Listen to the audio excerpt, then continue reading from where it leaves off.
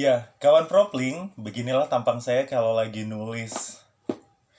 Berasa kucel banget kan?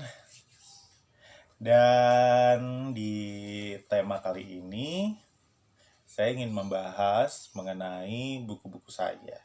Sebenarnya ada beberapa pertanyaan yang masuk di channel atau di room saya mengenai kapan dan mengapa saya mencintai dunia menulis, mencintai dunia literasi.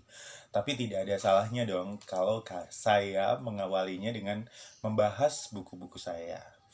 Dan saya tidak membahas banyak buku atau termasuk dengan buku-buku antologi, tapi hanya saya khususkan pada 4 ya buku yang sudah saya kerjakan sejak tahun, kalau boleh dibilang, 2010. Panjang banget ya, 2010 masih menghasilkan 4 karya, tapi ya begitulah. Nah, untuk yang pertama, naskah saya judulnya Lan.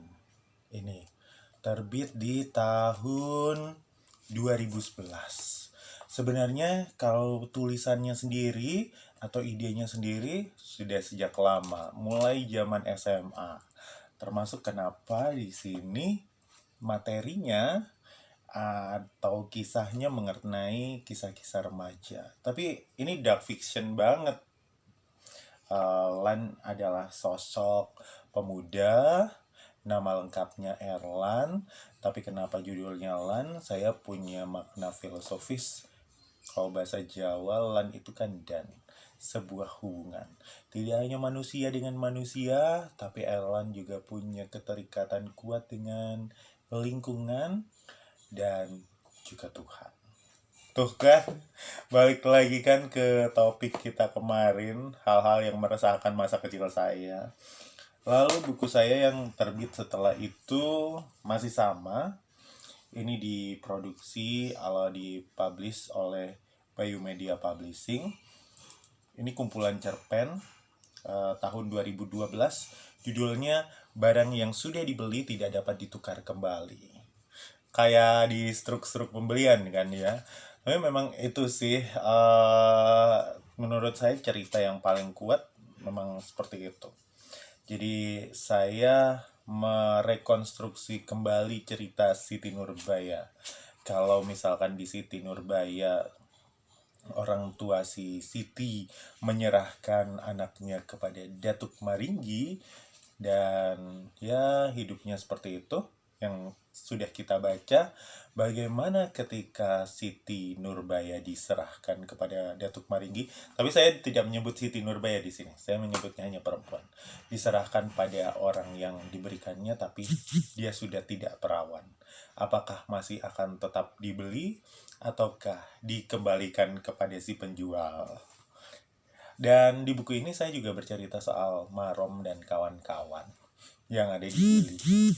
Ketertarikan saya pada pulau itu membuat saya menulis mengenai Semenanjung Asa. Jadi jauh sebelum Gili booming dengan divingnya seperti sekarang, saya sudah menulisnya di tahun 2012. Congratulations buat Marom dan juga kawan-kawan di Gili sana. Yang ketiga, ini yang menandai jejak kepenyairan saya. Judulnya Biru Magenta.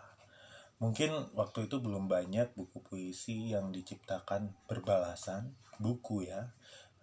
Kalau status-status atau secara digital banyak, tapi dalam format buku belum ada.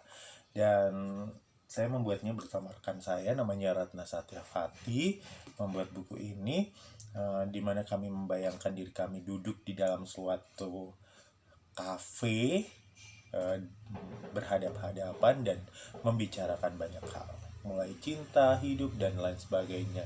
Ini adalah konsep awal dari trilogi kasih yang adalah agape, storge, philia, dan eros. Dan yang ini adalah eros. Alhamdulillah buku ini masuk di nominasi Anugerah Pembaca Indonesia. Terima kasih teman-teman Goodreads. Next, buku yang membawa saya menyeberangi lautan. Alay. Yang mengantar saya payah banyak. keajaiban, pada banyak ini ya namanya pengalaman-pengalaman baru, sampai saya diundang Pak Sapardi Djoko Damono. Terima kasih buat Mbak Truli yang sudah mewujudkannya, juga teman-teman dari Gramedia. Bukunya judulnya Di Kota Tuhan Aku Adalah Daging Yang Kau Pecah-Pecah. Mungkin beberapa teman juga sudah menyaksikan sendiri bagaimana resensi-resensinya. Saya tidak membahas banyak di resensi, tapi ini adalah perenungan saya yang mendalam akan kasih itu sendiri, antara manusia pada balutan kotanya, juga kepada Tuhan. Ya, semoga bisa menginspirasi. Kita ketemu lagi di bahan-bahan atau materi-materi IGTV berikutnya. Bye.